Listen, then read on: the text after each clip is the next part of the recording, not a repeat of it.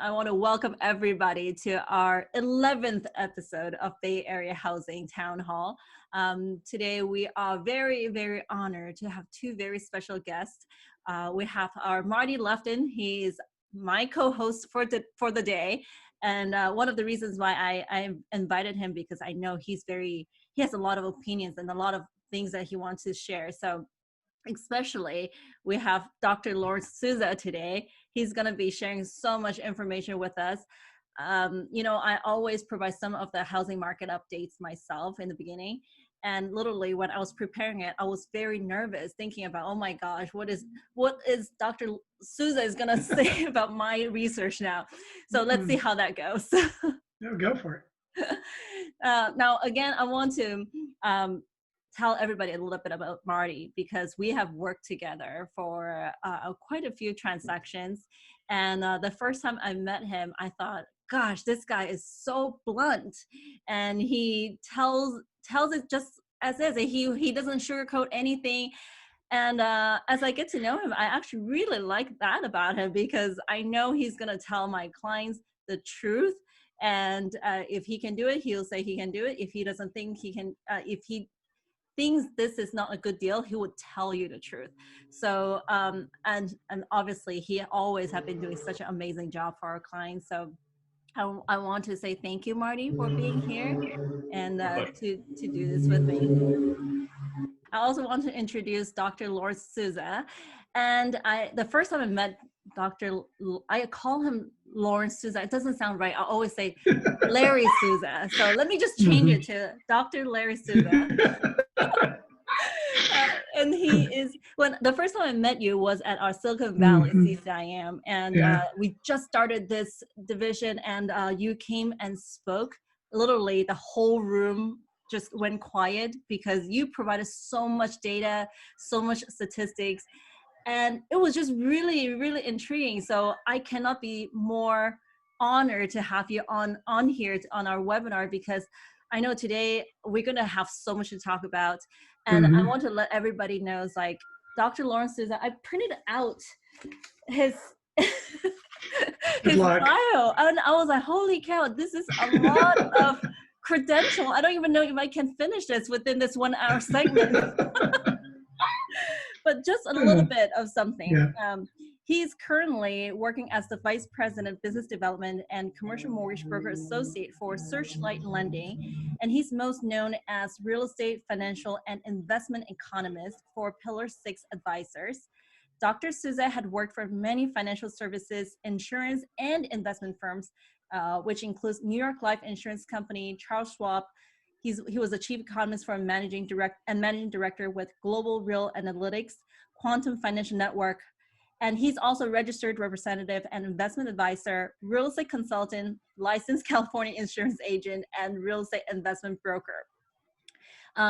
Dr. Souza holds undergraduate and graduate degrees in several fields, including accounting, finance, economics, public administration, information systems, and political science, and a doctorate in business administration with a concentration in corporate finance. Okay, I can go on and on. Oh, one thing is that Dr. Souza has been teaching college-level real estate, economic, and finance courses for the past 24 years at 7 different colleges, including St. Mary College and also USF. Holy cow. Yeah. Thank you so much for being here. You're welcome, Helen. Yeah, really appreciate it. I'm exhausted. I'm going home. I'm exhausted. I know. That's what I was like, oh my gosh, that's a lot. But again, very honored. So thank you. Now, I also, another thing is I always like to share a quote for this week. Today, I want to share about this is that good decisions come from experience and experience comes from bad decisions. This is something I always think that, if we don't have bad experiences, we won't be able to make good decisions. And then that becomes our experience. And that's when we use our own experience and then help other people. So in the real estate industry, we always do this is that we try to use our experience to help our clients to make good decisions. And this Bay Area Housing Town Hall webinar, it was one of those the purpose of this is that we want to share all of our experiences from different professionals so that it can help other real estate professionals and also other consumers to make the right decision. So hopefully today's episode can help a lot of you out there to make good real estate decisions. Now, again, we've talked about we have our new schedule every second Wednesday, 4 to 5 p.m. instead of every other week. Next is actually, sorry, not August 12th. It will be in September. But just be sure to watch for our email. And let's start with our state of the market for August 12th, 2020. So I want to show you guys, this is not the statistic just pulled today, and it shows the May, June, and July's number. And, you know, as you see, of course, we are recovering from May. May, we had a really rough month. And July, you could tell that we started recovering. And July, my gosh, you know, for us, even our team in July, we had worked with so many buyers. The competition out there is real, is pretty fierce. People just came back and then made a lot of offers. So you could tell that there are a lot more listings coming out. There are a lot more offers being written, and then there are a lot more offers being, closed.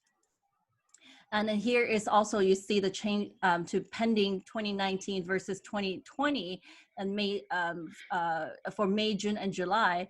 As you see that here is that in 2020, July, we have 20% more 20% more pendings, meaning contracts signed, compared to last year of July. So the number had gone up quite a bit. And again, we had mentioned before that summer typically is a slower month, but this year our spring had started in June instead of in February and March.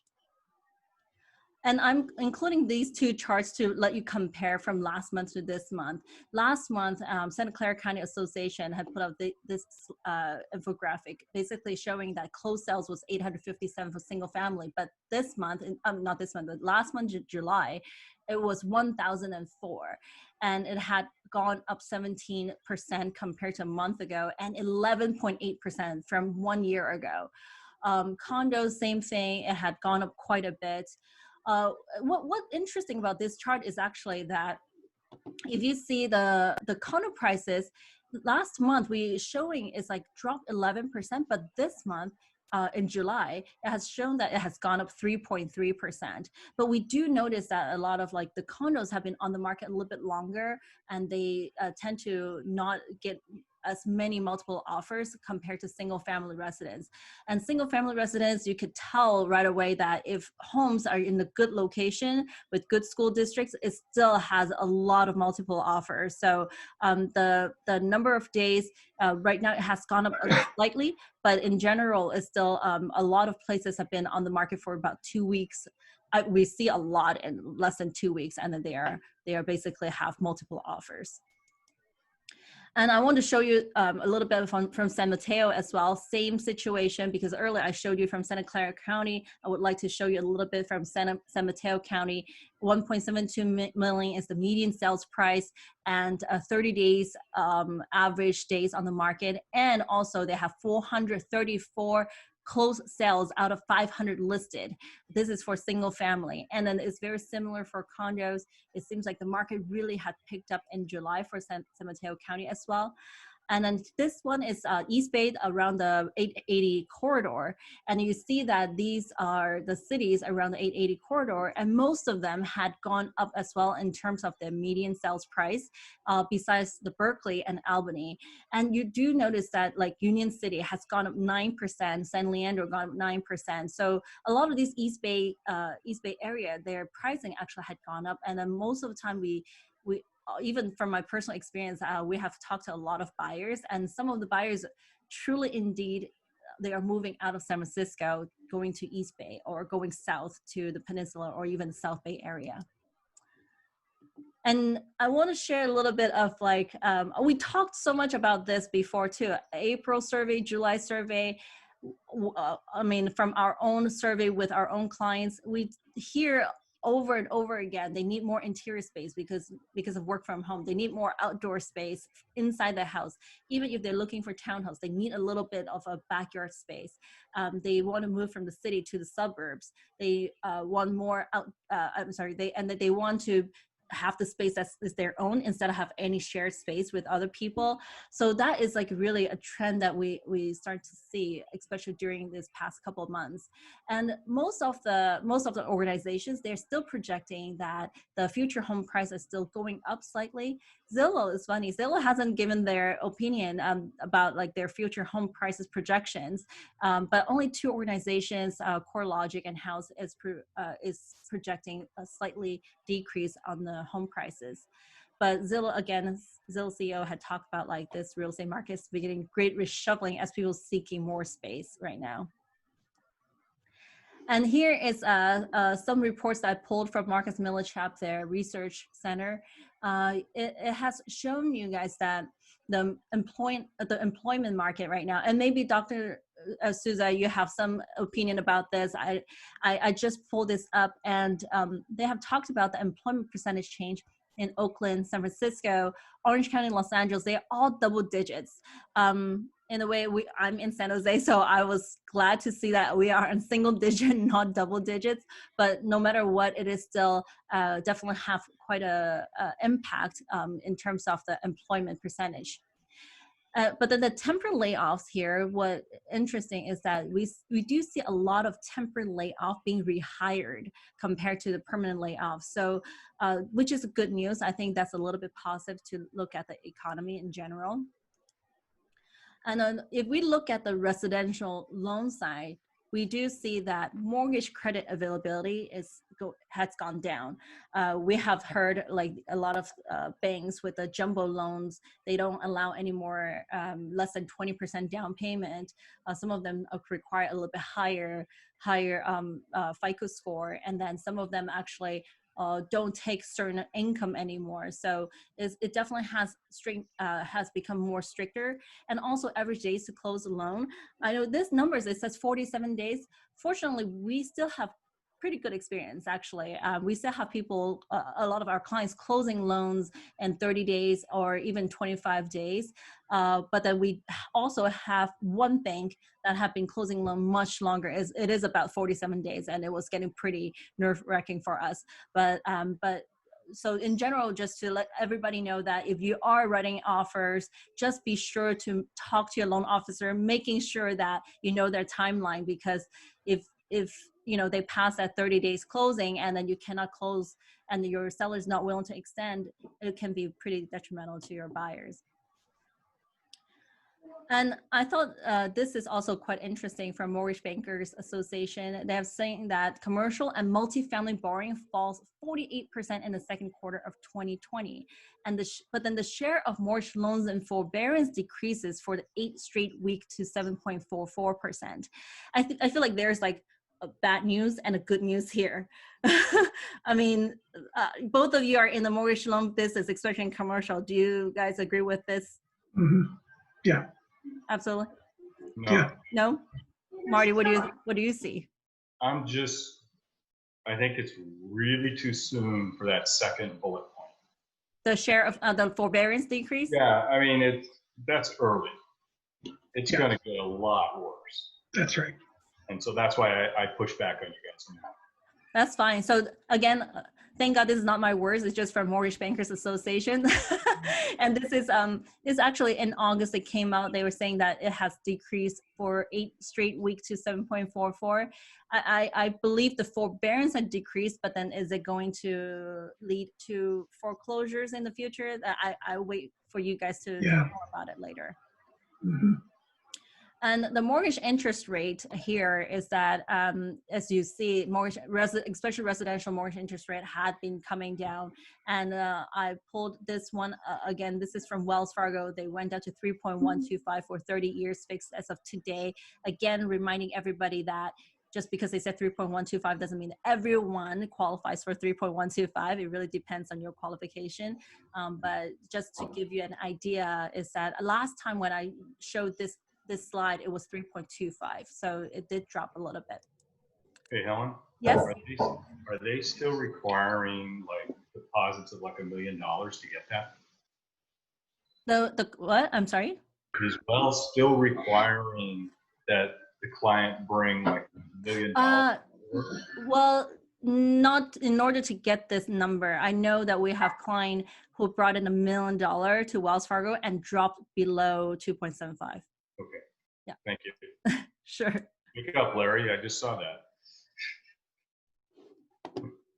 I was running out of oxygen there. Larry was like, this statistics, I mean, I have plenty of. No, it's just amazing how low the rates are. I mean, it's just incredible. It is. I didn't pull this here, but there's another mortgage broker. It's a wholesale lender. They've been advertising it like at 1.99% or something, but you have to pay all these crazy points in order to get that. But of course, they don't talk about it up front. So a lot of people fall for that.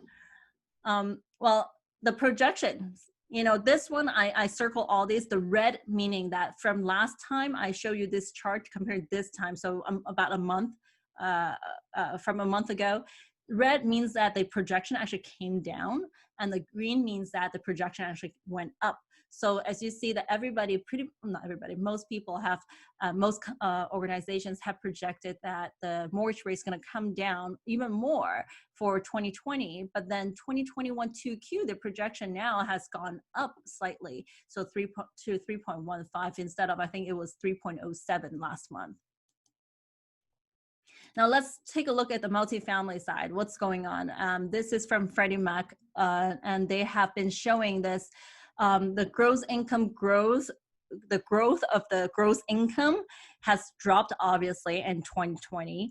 And then also the vacancy rate though has gone up a little bit, but it's quite interesting. It's quite interesting is that you would think, some people might think that, if the income growth have dropped this much, the vacancy rate probably goes sky high, but absolutely not the case. Obviously, we have these eviction moratorium currently, so the vacancy rate hasn't been really been affected that much, but a lot of cities starting to come up because their eviction moratorium is expiring, so a lot of people definitely have been fighting for that. And then here we see that I highlighted Oakland, San Francisco, and San Jose, and then you see the annual change in vacancy rate versus the 2020 forecasted vacancy rate. They're all about right around, the vacancy rate is right for San Jose, well, basically the Bay Area, is close to 6% now. It's like a little bit higher. Before it used to be like lower, it's like 3-4%. It's definitely had gone up for the forecast. And it basically, the vacancy rate is going to increase across all major metros. But they're saying that the highest is actually in Dallas, Charlotte, and also Jacksonville. And then here, this chart, it shows the annual change in vacancy rate versus the forecasted rent growth. And as you see that this is the vacancy rate increase, the basis point increase, and here is the rent growth. So if you're here, that means your rent actually is forecasting to go up a little bit more. And this side, most of the cities is going down. But you see that there's no correlation. Even though the rent growth is going up, the vacancy rate is actually pretty high. They are 200 to up to over 350 basis point increase despite the rent growth. So this is actually quite interesting graph. Now, we also have been talking so much about that $600 unemployment benefit that expired in July 31st. And that $600 per week on this unemployment benefit covers only 50% of the income in San Jose for the median income over here. And if the unemployment rate remains elevated after the termination of the unemployment benefit from the CARES Act, we are going to anticipate renters to become more cost burdened, resulting in more evictions, doubling up, or moving to lower cost housing options. We have seen all across the United States, every city, you're hearing that everybody was very worried about it. And that's also one of the reasons why buyers are kind of like on hold thinking, I don't know how should we even value a property, right? The origination volume is expected to decline in 2020, and it can range from 20% to 40%. But from what they're saying is that the robust growth over the past several years, though, will position the industry to absorb the impacts from this recession. I don't know about this. When I saw this, I was like, I really want to hear what you guys think. Do you really think that because we've been doing so well in the past few years, people pretty much okay for this coming recession? Any thoughts? Larry's muted. This is a different ball game. This is a different This is a different recession. Yeah. It just Well, seems I mean, like, when you bring this up, Helen, are we looking at it from the residential market? Are we looking at it from the commercial market? Are we doing both?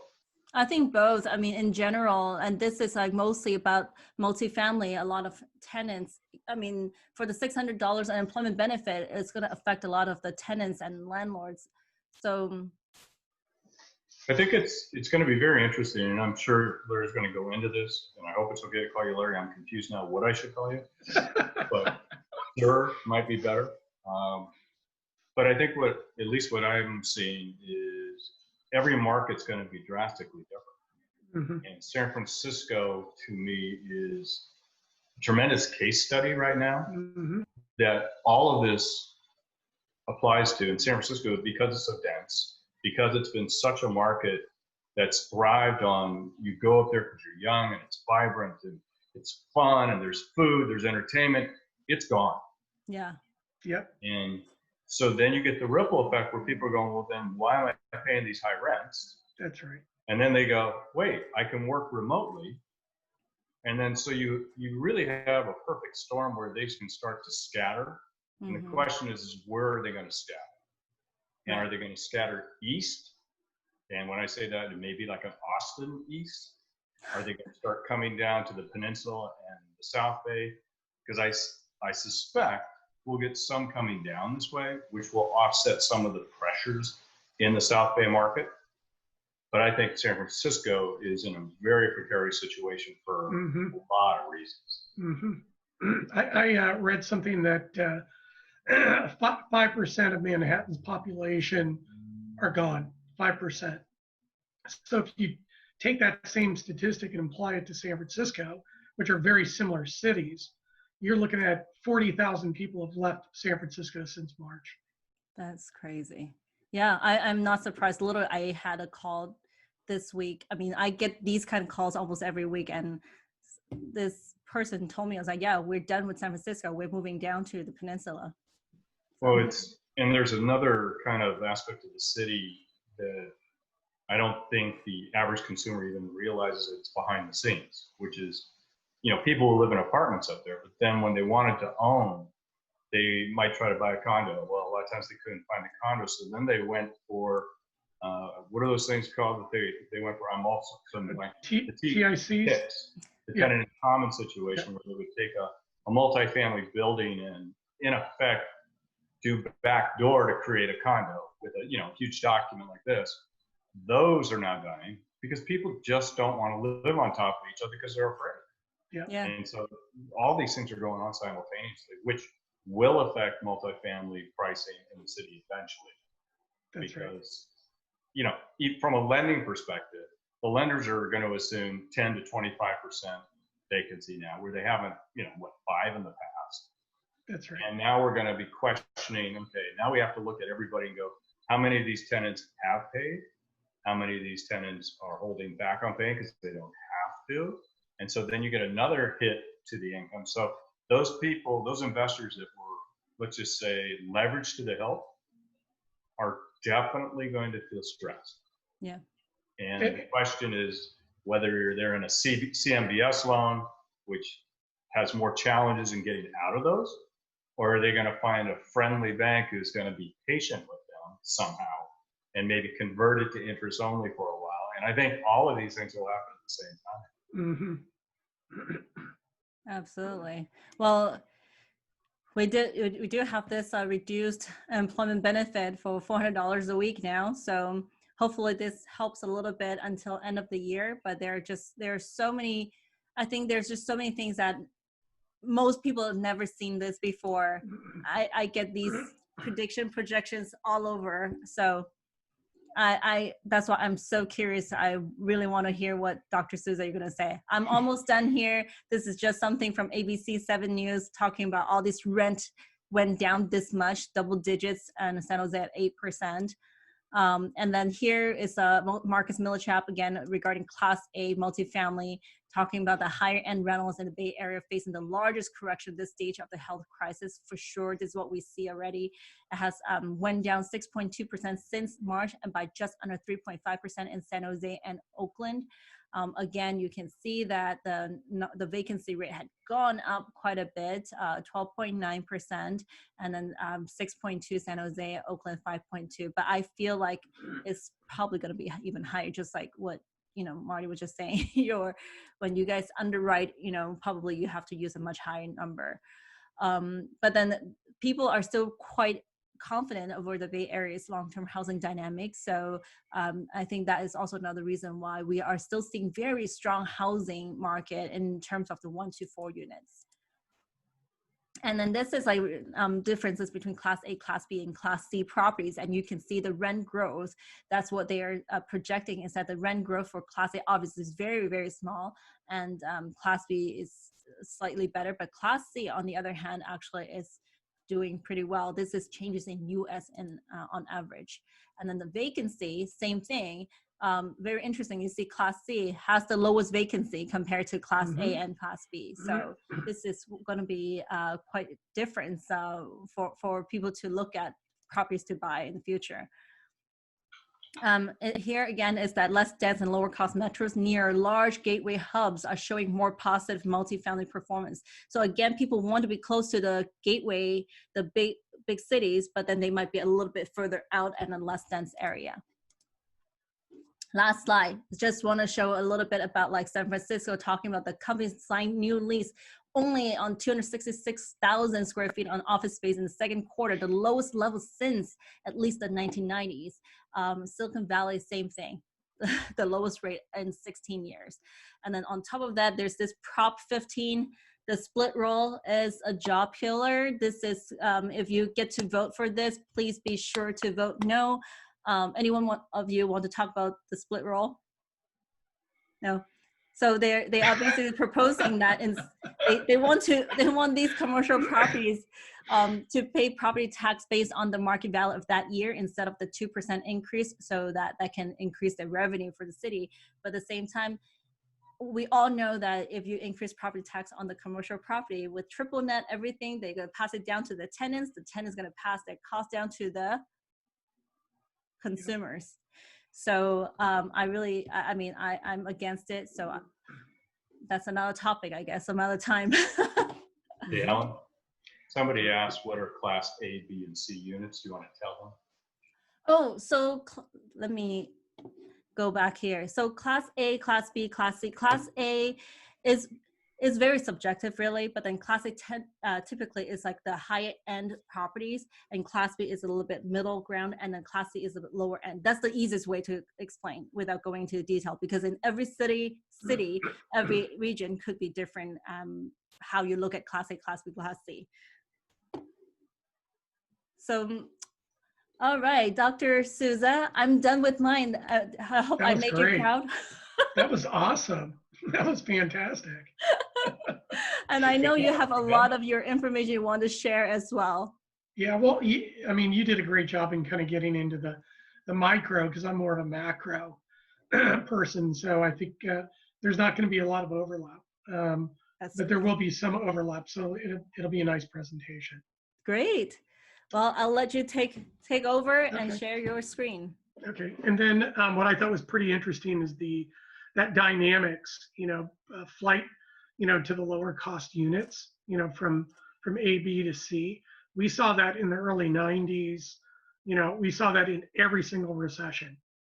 So it's a market dynamic. Yeah. And what'll be interesting to see on the apartment side for the statistics, on the rental declines, is a lot of in the rent controlled areas. Landlords have been holding their units off the market because they don't want to lower the rents and then have to climb their way back up again under rent control. So if they can hold on, and if the market comes back around, they'll be okay, but they may be forced to lower rents at some point when, if they're not conservatively leveraged, on their properties. So Absolutely. interesting dynamics. So I'm just going to share my screen. I always start with my surf picture. My buddy Chris Pyro, who I work with at Searchlight, we're both surfers, and I'll tell you, being in the mortgage business and the investment brokerage business and being an economist is like riding a huge wave. But we've been through this a few times before. It's a little bit different, and professionals like ourselves can ride these waves. Can catch them all the way in, and then we're in really good shape. We're good at what we do. We paddle out. We basically catch them again and surf them again. So I guess you can do that up until you're maybe 70. So I'm going to go over, this is just some of my credentials. I'm not going to bore you on that. I do want to, I always love the disclosures. I'm not giving any type of investment advice. I'm not giving any type of tax advice. If you need investment or tax or accounting advice, please see a professional to get that type of advice. And this is my kitty. That's Zachary. He says hi. He wish he was on the call with us, but he's having dinner. Oh. So I think I'm just going to go through these hit really high. We know that real estate prices are highly correlated to the overall business cycle, and they directly, are impacted particularly by job gains or job losses. What we saw in 2008 and 9, and are really seeing now is this massive overaccommodation, of monetary policy coming out from the Fed and coming out from the Feds on the fiscal side, which is really propping up the markets right now. If there's any inkling of the Feds or the Fed pulling back on their overaccommodation, it could have a significant impact on prices going forward. I made a forecast that we would be in a recession by 2021. It looks like that's going to be true, and I've been saying this for probably 5-6 years. I think the trough will last through 2021 through 23, and we'll see another recovery in 24 through 28. A lot of people say, well, that's pretty far out there, Professor Souza. Well, I've gone back 150 years and looked at the business cycle post-World War II, and I'll show you some statistics. There's been a recession in the first 5 years of every single decade going back almost 150 years and 80 years since World War II. So it's persistent. There's like a 70% probability we'll be in a recovery in the last 5 years of every decade. If the technical business cycle holds this time around, then I'm pretty confident that that's the cycle that we're going to be looking at. COVID-19 really threw a wrench, into the whole thing. I think we already know that, but the economy was already slowing before that, and you could really see it in the inversion of the yield curve that occurred at least 2-3 times within 24 to 36 months prior to COVID really.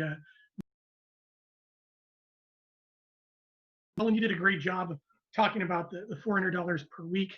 We're really going to be looking at probably some pretty massive budget cuts coming from the state. So that basically means, mostly education will probably be, targeted there. Probably the split roll will probably be targeted. And then Joe Biden, I think it was last week or the week before, basically stated that he would go after the 1031 exchange to fund the universal health care or some type of healthcare policy. So, these are some pretty, desperate situations that I think you're going to see, depending on the composition of the presidency and the 2 houses of Congress after the November election. We'll definitely see some policy realignment and some policy changes. So now is probably a good time to refinance or to exchange into a more defensive property sector or property class or some type of strategy if you feel comfortable, making that type of move. And I took these statistics from CAR, so I guess my my dues are finally, I'm getting my money's worth on my dues. The contraction in GDP was extremely severe in the second quarter, about 32% on an annualized basis. This is, almost twice as much as the 2009 recession, which was again a Six Sigma event from an economic contraction standpoint. You had to go back to 1930 to find a comparable time period where you saw that type of contraction. The economy is fundamentally solid, underneath. So any kind of cure, to the COVID epidemic and its economic impacts, I think the economy could recover pretty quickly.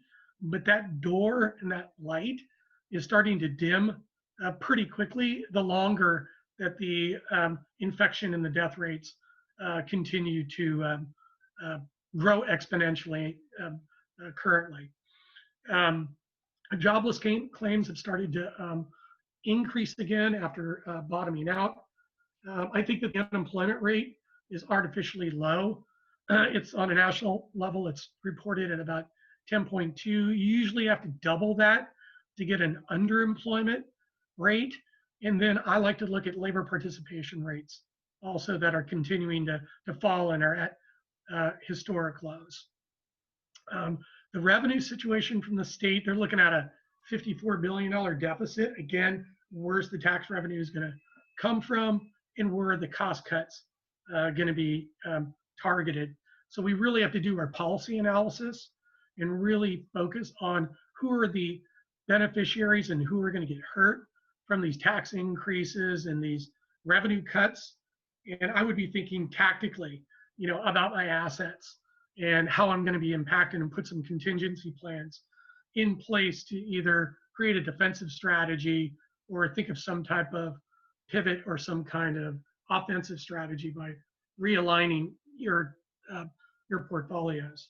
I just pulled this off the Bureau of Labor Statistics website, which I think is pretty amazing. This is the year-over-year change in the Bay Area employment numbers. As you can see, over the last 10 years, the employment numbers year-over-year on a monthly basis have averaged between 50,000 and almost 100,000 at one point its peak in 2015. But we're looking at about in June, negative over 280,000 jobs, have been lost year over year. That's some pretty amazing statistics to swallow. You got to go back to 2001 and the tech bust to find that kind of severity and that kind of rate of decline, in job losses. As you can see, they've started to creep back up again as the economies have started to open. But again, as infection rates and death rates start to rise again, you'll probably see some shutdowns and that'll start to mitigate, some of the recovery. And then some of those temporary job losses and furloughs will probably turn into permanent job losses and permanent furloughs. And we're starting to see, I live up here in the North Bay. I don't live in the North-South Bay, but I'm starting to see up here in some more commodity type markets, some inklings and some first signs of foreclosure notices up here, which could be the start, of a wave of foreclosures as people just can't hold on, anymore. The feds, the fiscal policy makers under Jerome Powell at the Federal Reserve have basically backstopped the collapse in the economy, which was the right policy response, and it was in the Fed's tax cuts and the jobless benefits was the correct fiscal policy to do. The question is, can they continue to do it? The money supply is up about 100% or 55% over the last 13 weeks. The Fed's balance sheet has ballooned from around 3 trillion to 7 trillion. And I don't see the Fed stop printing money. They basically say, QE infinity is not an issue. We will continue to print money to buy up the government bonds, to push up bond prices along the yield curve and basically keep short-term interest rates basically pegged to zero and long-term interest rates held down. Because my fear is that the massive amount of debt and deficit that's being issued and pushed, into the fiscal market could actually cause the long end of the yield curve to spike up if the Fed doesn't buy enough of it and foreign investors don't come in to buy our paper. So you really got to watch the yield curve, and we are tied to the yield curve, particularly the 10-year Treasury yield, because that's basically where all mortgage interest rates are priced off of, particularly in the fixed market. And the deficit, we're basically looking at a $3 trillion budget deficit this year. So again, the Fed's going to need to be there to basically vacuum up that paper to keep the yield curve from spiking up. And the other issue is the supply chains have been disrupted significantly, which is causing some inflation. If you look at the Fed's inflation, or the Bureau of Labor Statistics inflation rates, they're saying it's around 2%. Well, I don't believe it. You ask anybody who has kids, and it's more expensive to buy food. Their health care has been going up at 10% per year, and education has been going up too. So to say that inflation is low, I don't believe it. I think it's I don't think that's really real inflation. So I think I've kind of hit on the fiscal side. Now, for all you CCIM members, I'm sure you remember the cap rate equation and the discounted cash flow equation. So the reason why valuations have been propped up is basically because cap rates have been held down because interest rates are basically pegged to zero. And expected rates of return and discount rates have been pushed down also. So valuations haven't really been propped up by rising net operating income growth rates, but really because of the decline in expected returns being pulled down by the risk-free rate due to really over-accommodative monetary policy. If that changes and risk-free rates and the yield curve spike up, you're going to see value corrections on a macro basis. And with higher vacancy rates, or lower economic occupancy rates, and basically a reset, in the rental rates. And if you look at effective rental rates after you give some, free rent concessions, those NOI numbers are going to start coming down. So when you get both rising interest rates and falling NOI, that's going to be the worst of the bottom. And we'll see how the Feds do, on the fiscal side, and we'll see what the Fed does, on monetary policy side to prop up and keep these valuations up. They did it in 2008, 9, and 10. The question is, can they do it again? I don't know. I think at some point in time you kind of run out of money and you run out of bullets. This was my graph that I showed where I went back to 1940, hacked up the decades into 10-year increments and 5-year increments, and you can see we've had a recession in the first 5 years of almost every single decade. So there's a 90% probability of a recession in the first 5 years of every decade, which is where we are, and a 70% probability of growth in the last 5 years. So it'll be interesting to see what the recession, the real recession, will look like over the next 24 to 36 months.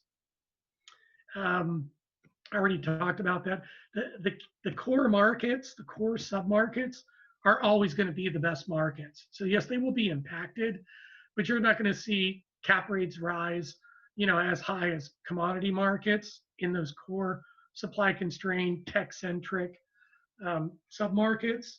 You're not going to see home price valuations drop as much, and you're not going to see rents drop as much. And what usually happens is people will, because of the high costs, will scatter out to the lower cost peripheries. And once things start to recover again, they'll come back right into those core Class A submarkets, and you'll see the rents start to spike and the occupancy rates start to recover very quickly. How do I know this? I've been through 3 of these. So you see them over and over and over again. And then Helen, you did a great job of really showing the resiliency in the housing market, especially the really the demand for homes over the last 2-3 months, really driven particularly in tech-centric submarkets, because they're in the money on their stock options. They're getting bonuses and they're at full employment. So they're, and you cash out your stock options like you did in, 98, 99, 2000, what's the first thing you're going to do? You're going to buy a house. Okay. So, rental housing and home cost relief, out of the core high cost markets, Mountain View, Sunnyvale, Cupertino, Palo Alto, San Francisco, Southern Marin, they're going to be migrating, and looking for opportunities to increase their square footage and increase their quality of life, simultaneously. Mortgage, applications, have are starting to recover a little bit over the last couple of months, but definitely took a hit. Inventory for homes on the market, has always been an issue, but it's obviously an issue now as a lot of sellers, pulled their properties off of the market. They're not pulling them as fast as they were before, but some of them have pulled them off the market. And again, I really think that our markets, the economy is really going to be driven by COVID. So until we really address COVID infections, you're not going to see, economic activity get back to at least some type of potential level, probably for at least a couple of years, unless there's a T-cell vaccine that comes out, and you can get that to everybody very quickly. That will give at least multi-year immunity for people. And I don't think that, some type of, herd immunity approach is even logical or even rational, a rational discussion. Again, we've seen, mortgage rates all-time low. We've seen increasing mortgage applications. The really good markets, housing markets, I've seen lots of activity. So it's really a flight to quality. And if you're in the tech sector and you want to get in to a prime housing market with really good schools, close to transportation, and now you can work virtually, in a very nice environment, why wouldn't you do it? If you look at the apartment market, this is on a national basis. So, we've seen net absorption fall to levels not seen in 2009. And I still think this is too early. We really haven't seen the impact in the commodity markets yet. And one point in that graph that you had, Helen, where you were showing, high vacancy and rental growth rates in some of those commodity markets, that's really a cost push scenario, because those commodity markets have a lot of inventory that's coming online, and the new construction's coming in at a higher cost basis. So it's almost an artificial, rental growth rate, which is really cost push, not demand pull rental growth rates. So you really have to be careful when you look at those numbers. And then in San Francisco, again, like I said, the quoted rates have been 10%. Rental rate declines. Again, some of these landlords that can hold these markets off the market, and they're not going to reset those rents down and then have to climb back up again through rent control. It's not going to happen. But I would say the apartment market, for one, has a comparative advantage over the commercial markets, barring maybe industrial and life science and data centers, is that multifamily is, you can lower your rents and increase your occupancy rates. So the price sensitivity of your rents can really toggle your occupancy. If your tenants, in your office buildings default because of an economic recession, you could lower your rental rates as much as you want, and you still couldn't increase occupancy rates. So apartments have a demographic comparative advantage and an economic employment comparative advantage over the other property sectors. And because you have Fannie Mae, Freddie Mac, basically that can backstop some of those loans through the GSEs it has a comparative advantage in the capital markets too. So the risk-adjusted returns on apartment investments are significantly higher than risk-adjusted rates of return in the other property sectors. Again, you might be getting lower returns because you're taking lower risks with apartments. But if you take that return to standard deviation or return to risk ratio, it's significantly higher than the other property sectors from an investment standpoint. And these are just some of the net absorption numbers all the way up to the second quarter. Thank you, CB Richard Ellis, for providing me with these graphs. And you can see the vacancy spike in the second quarter. You can see the rental rates decline for the first time since basically, the end of 2008. And then you might be seeing the same type of trajectory, same type of rental rate declines that we saw in 2009 and 10. I wouldn't be surprised if you saw it again, especially with the pullback of the unemployment benefits and the eviction repeals. I think you'll start to see some of these numbers again. So I don't think the worst is over. And then just investment velocity declines. There's still activity out there, and I wouldn't be surprised if some strategic buyers, particularly as the dollar starts to depreciate, start to see some foreign buyers, start to come around and see if they can, buy, some distressed assets, some of these core Class A submarkets, if any of them, start to come back on the market. You usually start to see the foreign buyers late in the trough of these cycles. They'd like to come in after the bloodbath is basically, or right before the bloodbath ends, and pick up some of these trophy assets. So I wouldn't be surprised if that occurs if the dollar continues to depreciate. On the office market side, we've seen office leasing activity, on a national basis drop by about 44%, and sublease space, which totally makes sense, which is a leading indicator to vacancy rates and rental declines, is starting to make up a significant portion, of the office, availability, maybe not vacancy, but the availability rate. These submarket are really the leading indicator, the canary in the coal mine, as these tenants try to either get out from under their leases, default on the leases, or try to sublease the space in the marketplace. And we all know that, what is the occupancy rate of downtown San Francisco right now? 5 to 10%. I mean, the actual economic occupancy rate is probably 90% or 80%, but the actual physical occupancy rate is 5 to 10%. When's it going to come back? You got to cure COVID. You got to cure COVID. And then here are the markets that saw the highest negative net absorption. Austin, San Francisco, Los Angeles, Orlando. In Los Angeles and San Francisco, those are high-priced markets, right? And obviously, they're going to be hit the quickest because they're the highest rental markets. So that the rental elasticities are more sensitive in those extremely high-cost metros. And then sales volumes in the second quarter, year over year, are down 70%. In some sectors and some markets, 90%. Collapse in investment volumes.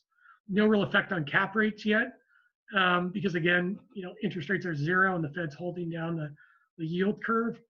But at some point in time, I think that the cap rate spreads will start to widen, and you actually started to see distress. Maybe Marty saw this. You really started to see this distress in the residential mortgage-backed and the commercial mortgage-backed securities market.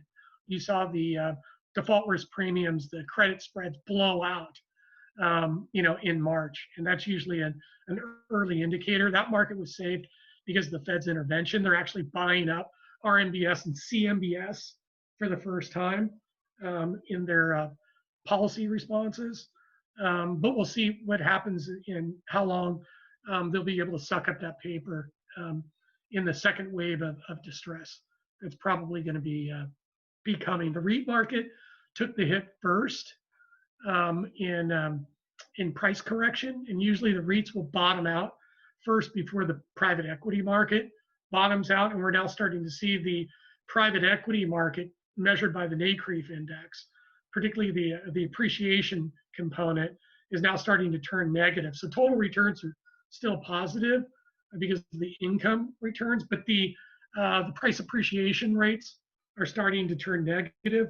And I think as you start to see these pension advisors and these other institutional investors start to write down their assets through the appraisal process or more instantaneous valuation process, we'll start to see the NCREIF index turn negative also, probably within the next 12 months. And then everybody always asks me, what market, Professor Souza? I want to buy some real estate. What market should I buy in? Well, I usually tell them, buy in the best markets that have always been the best markets, and if they're not the best markets, at least, buy into the markets that are in the progression that's emanating out from the core markets. So you'll benefit from the progression.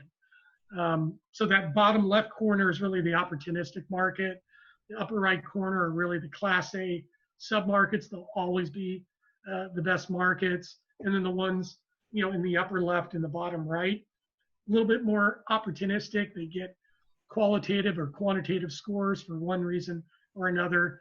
But I'm one of those people, that picks core markets and tries to, get the best property within the best market always, because they will always be the best markets. And those are the ones in red, and those are the ones in orange. And if you're going to take more risk and go into the, eastern, part of Contra Costa County or into the valley, you got to use a higher terminal cap rate. You got to use a higher discount rate. You got to use probably a higher, vacancy rate, maybe some concessions, and underwrite the deal, a little bit more realistically. I'm sorry, Helen, am I done? Oh, yeah, it's 5. Over? I was just thinking actually to myself, I bet a lot of people like screenshotting that slide just now. Yeah, am I over time? Yeah, so we are over at 5:02 right now. Okay, perfect. So we're right on time.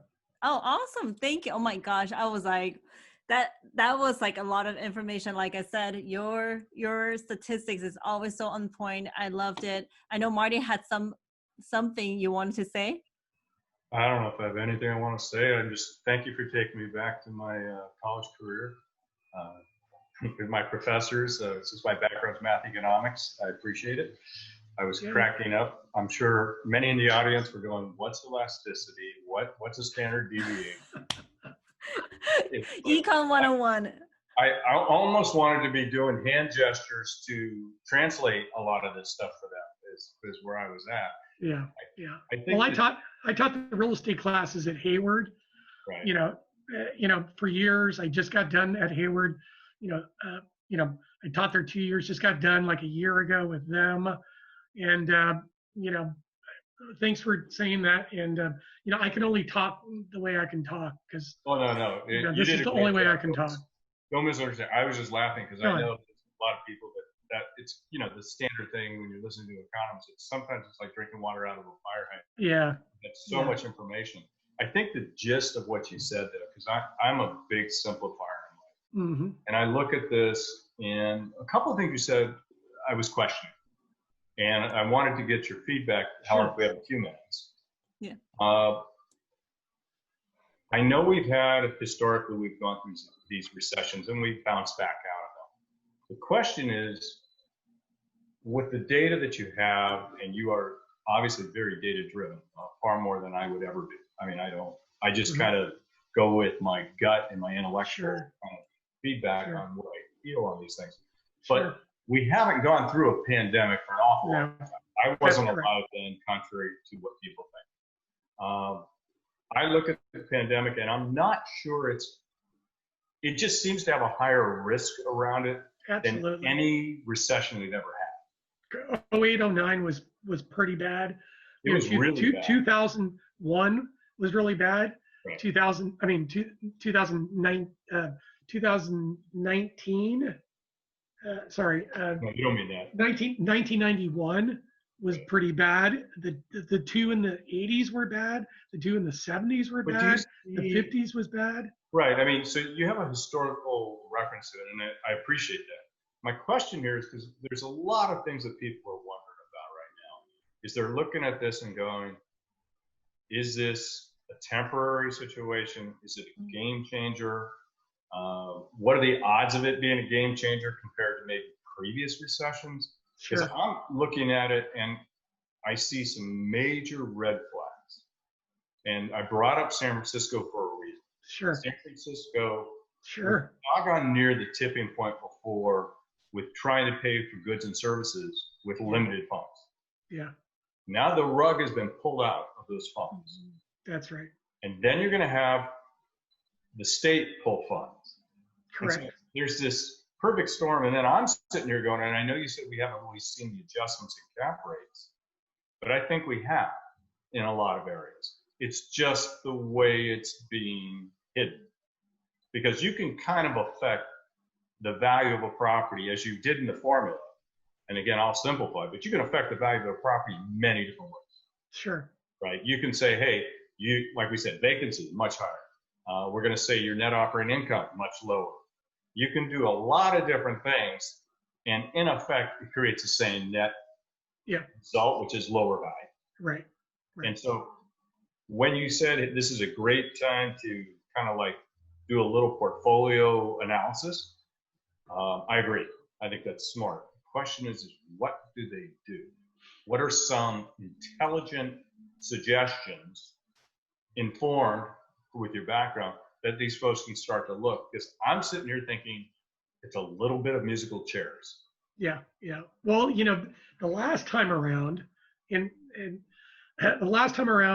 my investment philosophy has always been up until now, right? Because things have changed so much. It was to, get into supply constrained markets as close to growth holes, as you could. So that's, hospitals, right? Universities, airports, trucking terminals, all those places where they had good jobs, that would, maintain the job base, and maybe the job base would actually grow. Well, universities are in trouble. Hospitals are in trouble. Airports are in trouble. So other than maybe life science, data centers, industrial warehouse and distribution, which are benefiting. So what do? I think you have to look at your exposures and then ask yourself, can I afford, to make some portfolio adjustments?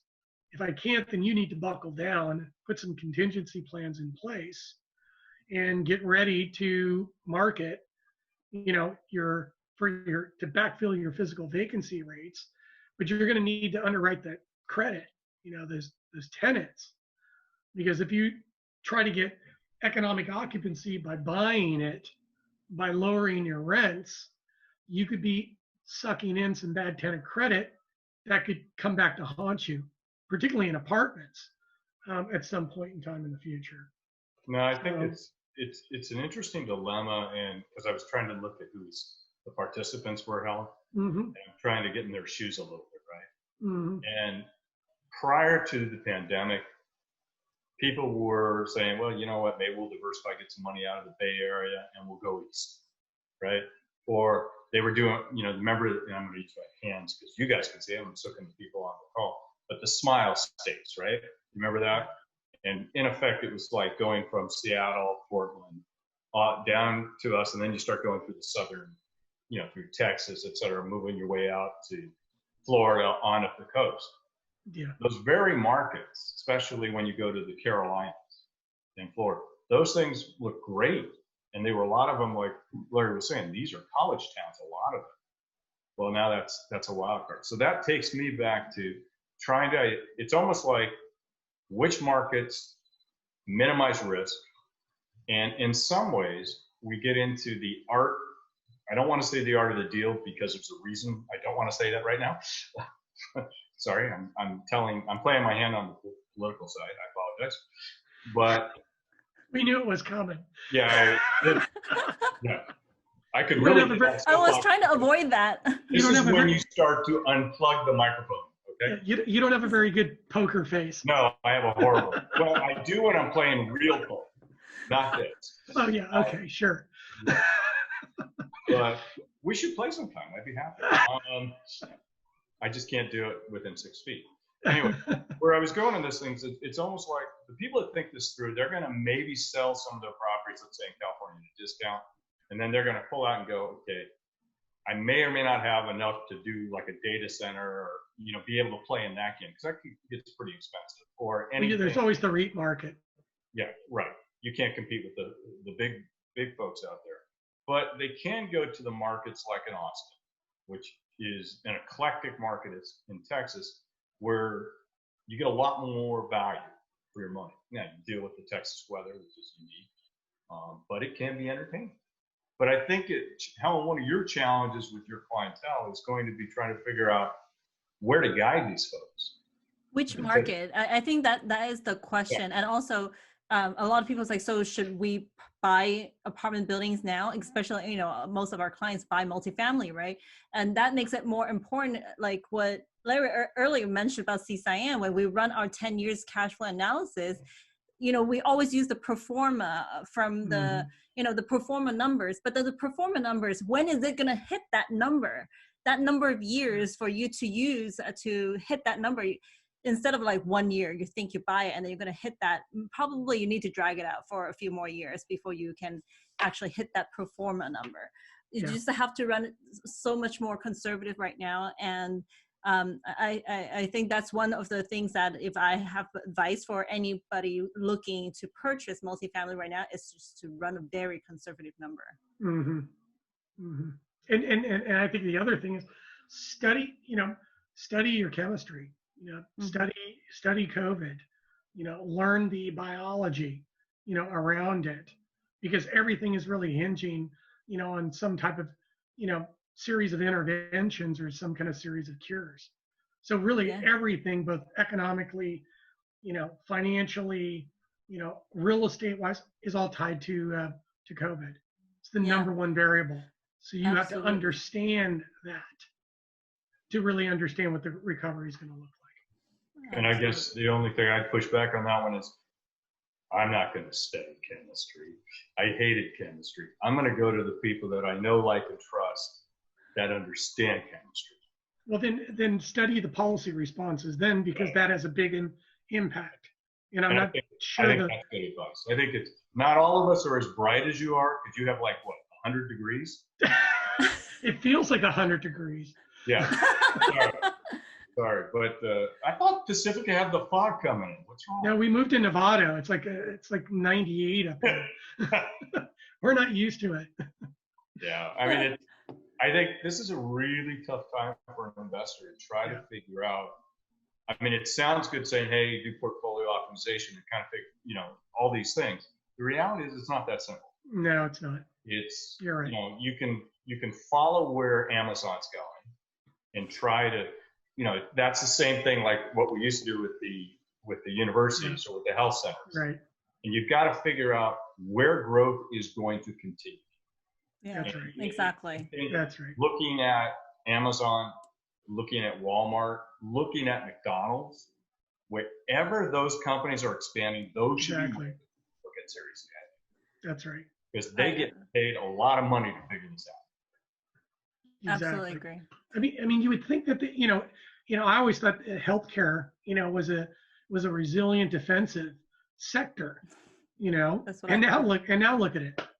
Yeah, but there's different parts of healthcare, right? If you go to the dialysis centers, right? Our health as a U.S. is horrible. So those are fairly intelligent, unless they change the game on it. And then we have some risk through policy changes that you mentioned, because that could come. The 1031 exchange is a wild card that you brought up. That's huge. All of these things matter. But I do like the basics.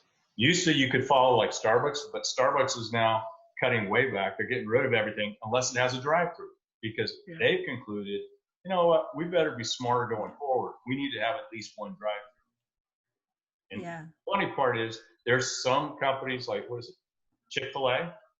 some of them have 2 drive-throughs.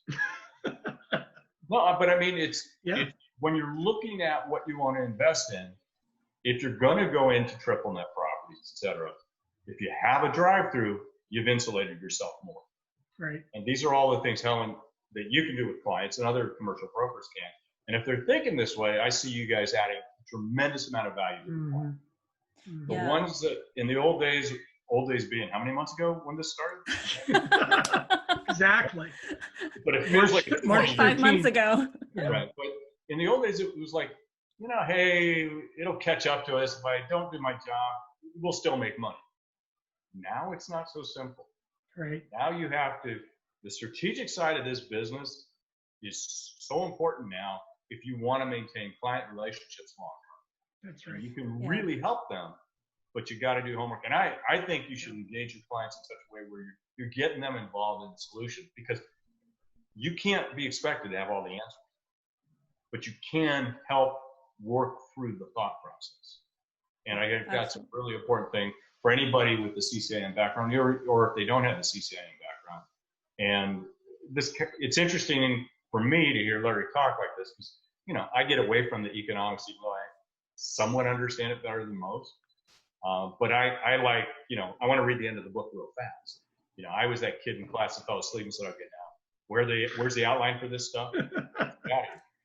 Me too. I used to think that why am I getting an economic degree? I used to think like, I'm probably not going to do anything with it. But honestly, now we really see that, because besides running our business, just doing the transaction, we really need to understand a lot of these microeconomics or macroeconomic stuff, because that affects the housing market. And a lot of times, like, you're talking about like the major market where it's getting hit really hard. We talked about like going into a little bit cheaper market, sub-market.